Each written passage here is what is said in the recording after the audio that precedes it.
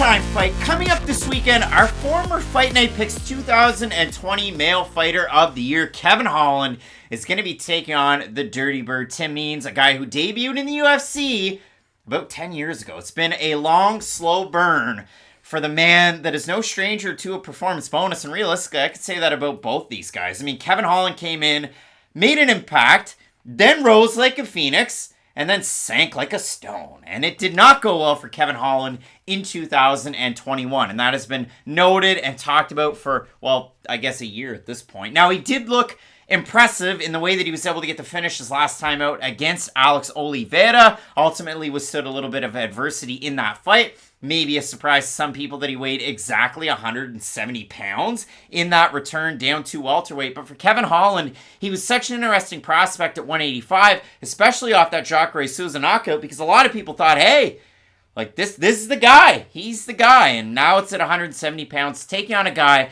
like Tim Means, who has fought a decent level of competition throughout his UFC tenure, does have some really tidy wins, and his last time out, he was able to get a very nice win over Nicholas Dalby, a guy who is well-rounded in his own right. So Matt, I really do like this fight. I know you have a lot of vested interest in this one. What do you make of this one between these two guys who are at totally different points in their career? What do you want to know about Tim Means, Craig? What do you want to know? What did he eat for breakfast yesterday? Unfortunately, I can't give you that information, but when it comes to MMA stuff and Tim Means, I'd like to think I'm one of the leading experts at this point, because there's not a lot of other ones out there. Tim Means is one of my favorite unranked fighters, though, of all time, because, like you said, he's fought nothing but killers, but has never really got the notoriety that he deserves from it. He's almost like if you elongate the career of, like, Mike Perry's not a great example, but you get the idea. Tim Means is that type of an action fighter who fight in, fight out, win, lose, or draw, is going to make it a very, very competitive performance. And I know he broke his ankle against Nico Price. That was a horrible knockout loss that a lot of people remember, but he has looked pretty good after that fight. I know he has the loss to Daniel Rodrigues, a guy who's on the borderline of the top 15 right now, but if you look at his string of wins recently, he beat the brakes off Laureano Staropoli, especially on the feet. He looked really good with his boxing combinations. He was able to roll downhill in that fight. He beat Mike Perry so poorly in that fight. Like, a lot of people thought, oh, well, if Mike Perry's going to get a win, if he's going to get back on track, like, Tim Means is the ideal opponent. He's hittable. He's kind of stationary. Tim Means boxed his ears in, and it wasn't a close fight whatsoever. And then against Nicholas Dalby, it was more of the same in that fight as well. So for Tim Means, this is probably the better stage of his career to fight Kevin Holland. Like, there's never been as good of a time to really get your name into the rankings discussion as there is right now. Because for Kevin Holland, I think he is going to get a ranked opponent next if he is able to beat Tim Means. I do think the UFC looks at him as, hey, we'll give him a couple warm-up fights at 170. We'll see how he looks with this weight cut. But we kind of know where he does belong, because he did look really good at 185. I know he lost to Marvin Vettori. I know he lost to Derek Brunson. But even in those fights, he did have moments. And you can't always just look at the result. And it doesn't always tell you the whole story. Like, he had rocked Marvin Vettori near the end of their fight. He had him straightened up with a few really nice hooks. He had Derek Brunson hurt near the end of their fight. Like, Kevin Holland at 185, which was not his natural weight class, was still having decent levels of success against some of the best fighters in the weight division. He had that weird fight against Kyle Daukaus, and that was a weird fight to go down to 170 off of. And that's why I was surprised to see him. That one was at 185. Exactly, but that's what I mean. Going off of that performance, he decided to move down to 170. And that was a performance that didn't really give him an answer as to whether or not he belonged in the middleweight division or not. So that's why I was surprised to see him go down after that fight. And it was very odd, too, because they had rebooked that fight. So in all actuality, he was going to kick it at 185. There's always been rumblings that Holland might make the move back down. He gets a performance bonus his last time out. Bonus against Jacare. Bonus against Charlie Ontiveros. Bonus against Joaquin Buckley. Like, he has really earned his keep. And if you look at it for Tim Means, he has bonuses over John Howard, Doomsday. He's got a bonus over Diego Lima. But realistically, lately, it has been a nice 3-fight win streak for Tim Means that goes all the way back almost 2 years ago when he fought Laureano Staropoli. So, Matt, this is such an interesting matchup because for Tim Means, again, it's so many weapons for a long-rangey guy, and we can say that about both these guys. Obviously, Holland, a little bit taller, a little bit longer, but for Tim Means, great when he boxes, but really good in close and in the clinch. And that's why I think this fight's very important for the career of Kevin Holland, because we know how good of a striker he is at range, because he is so long, he is so rangy for the division. On the inside, though, he doesn't really have that one weapon that can get guys off of him, and we know that's how good Tim Means is, to where, okay, I can crash distance with my boxing, I can throw that body kick, but when I do get in close, he loves throwing elbows. I think that's going to be the big key of this fight. Again, if you've ever watched Tim Means fight, you know that is going to be the key to his fights. I think the body shots are going to be important too, because Tim Means is one of these fighters who throws in a lot of combination. He doesn't really have that one punch power to where he's going to hit Kevin Holland one time, he's going to face plant him.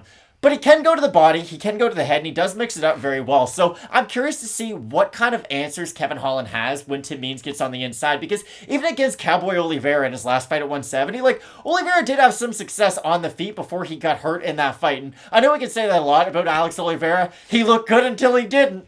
But if you think that, okay, Tim Means is much more durable than Alex Oliveira, I think that's fair to say. Maybe not much more durable. Not as good at spreading his seed across the land. Certainly is not, because Alex Oliveira would be like the Michael Jordan of the Maury Povich show if it was still on TV. But for Tim Means, he will be able to have success in a lot of the same ranges that Alex Oliveira was. So I could see a world, and I'm not predicting Tim Means is going to win. A lot of people are probably thinking, hey, Matt's really biased towards the Dirty Bird. He's going to pick him. No, I'm not. But I do think that there are some areas in this fight where Means can have a lot of success at. And I think this is a great building fight for Kevin Holland. I do expect him to win, don't get me wrong. But I do think he's going to have to show us another wrinkle to his game if he is going to get the win. He's going to have to deal with the forward pressure of Tim Means. He's going to have to deal with the volume striking. I expect Holland to probably finish this fight later with his distance striking, but I think this is a great matchup for Holland, who still has some unanswered questions at the welterweight division. Holland opened up a minus 310 favorite. The line shifted off the hop. He's now minus 253 or thereabouts on best fight odds. For Tim Means, open to plus 260,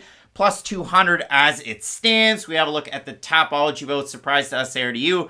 I'm going to say over under 80% Holland. I expect it to be like 90-something. Yeah. It is exactly 90%. 984 total votes. 19% by decision for Holland. 70% by knockout or thereabouts. For the 10% that I mean, 72% by decision. Yeah, I think Kevin Holland wins this fight. I mean, again, there's going to be a lot of naysayers. Let the naysayers neigh out there this week, because this is pop and popcorn card for your boy. I mean, there's a lot of juiced up bigger favorites. Even though we talked about how good the matchmaking is, there are a lot of bigger favorites. I think Kevin Holland, every time he goes out there at 170, you sit there and you kind of wonder about the weight cut, because he is so long and so rangy. It can't be an easy cut. But again, a guy like Tim Means, he is on a nice win streak. He can mix it up quite well.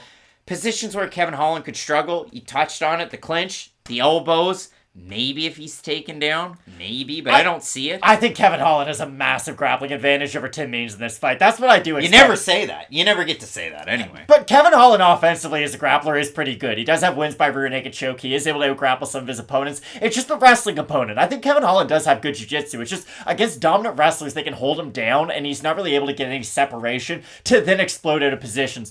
Again, body shots are going to be the key to this fight, because if you think Kevin Holland does have a hard weight cut to get down to 170, and he probably does, being 6'3", he will be susceptible to body shots. And again, Tim Means has a great body kick. He really does. It's something he likes to use to enter distance or to enter range. So I could see a world where he hits Kevin Holland with a body kick, might hurt him a little bit from that. Flurries on him up against the cage, and maybe Tim Means is able to get a really nice win near the end of his career. But I do think Kevin Holland is more the total package at this weight class, and this is what I expect too. I think maybe the first time down at 170, that might have been the worst performance, and maybe it will start to look better as he gets more fights in this weight class. I think he'll look a little bit better against Tim Means, and then maybe he will be ready for a ranked fighter, or maybe someone on the cusp of the rankings like a Michelle Pereira type. Big time fight coming up at 170 pounds. Both of us going with the Trailblazer, Kevin Holland, to get the win. Co-main event, something. Donald Cerrone's taking on Joe Lozon in the main event, though. Calvin Kattar, Josh Emmett, you're not going to want to miss this. Keep it locked in with Fight Night Picks. We always say, let's get into it.